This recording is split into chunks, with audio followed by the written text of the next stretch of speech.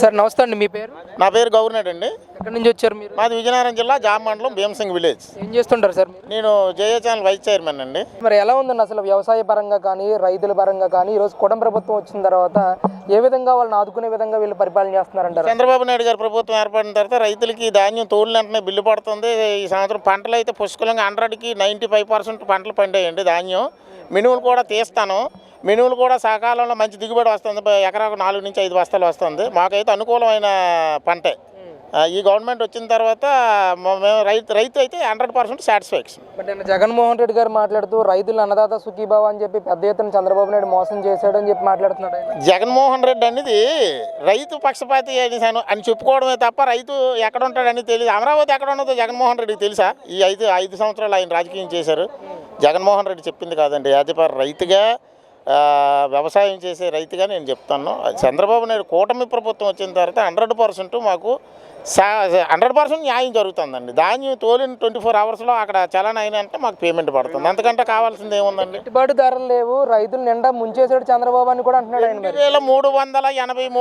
2370 పైసలు పడుతుందండి. అంతకంటే గిట్టుబాటు ధర అనేది మాకైతే గిట్టుబాటు అవుతుందండి. గిట్టుబాటు ఏం అవ్వకపోవడం అనేది ఇన్నాళ్ళ last time 102 years Jaganmohan Reddy ప్రభుత్వంలో మిల్లర్లు కేజీ బస్తా అక్కడ 5 కేజీలు తీసుకుండేవారు.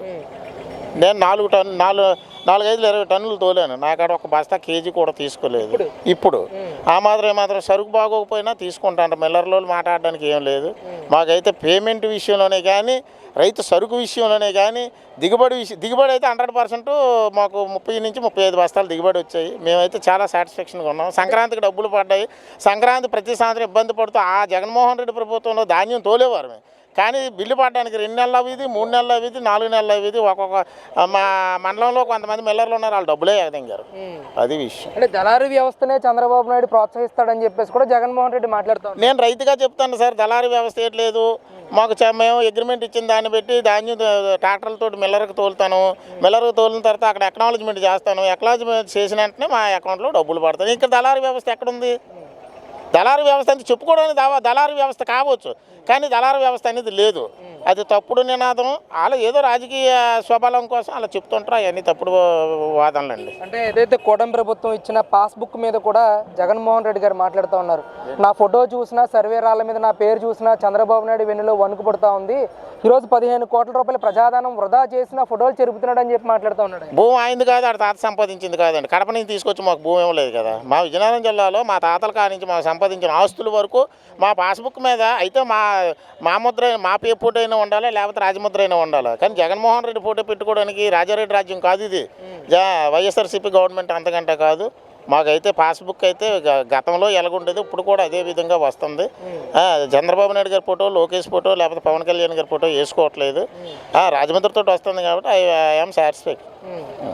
ఏంటి ఎలా ఉంది మరి అసలు? జనవరుల శాఖ మంత్రిగా నిమ్మల రామానాయుడు గారు ప్రస్తుతం మంత్రిగా కొనసాగుతూ ఉన్నారు. ఆయన పనితీరు ఎలా ఉంది గతంలో మంత్రులతో పోలిస్తే? గతంలో మంత్రి ఎవరండి? ఆయన అనిల్ కుమార్ యాదవ్ కదా. అంబటి రాంబాబు జైల్లో ఉన్న ఆయన. మరి వాళ్ళకి జనల వనరులు అనేసి అంటే వనరులు అనేసి అంటే నీటి గురించి వాళ్ళకి అవగాహన లేదండి. ఆడు రోడ్డు మీద తిరిగిన బెట్టింగ్ బాబాగాడు ఎవడాడు?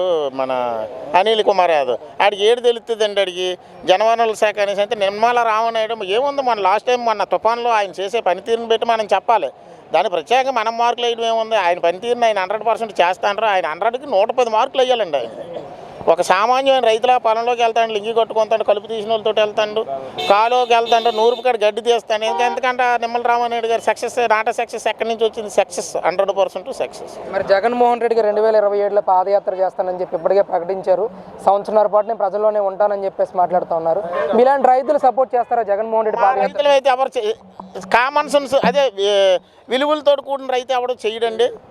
మరి చేస్తే మరి వాళ్ళ పార్టీని ఏదో చేసుకోవాలని మరి అక్కడ ఉన్న ప్రజా నాయకులు ఒత్తిడి మేరకు చేస్తే చెయ్యాలి తప్ప రైతు అన్నోడు ఎవడు సపోర్ట్ చెయ్యడు.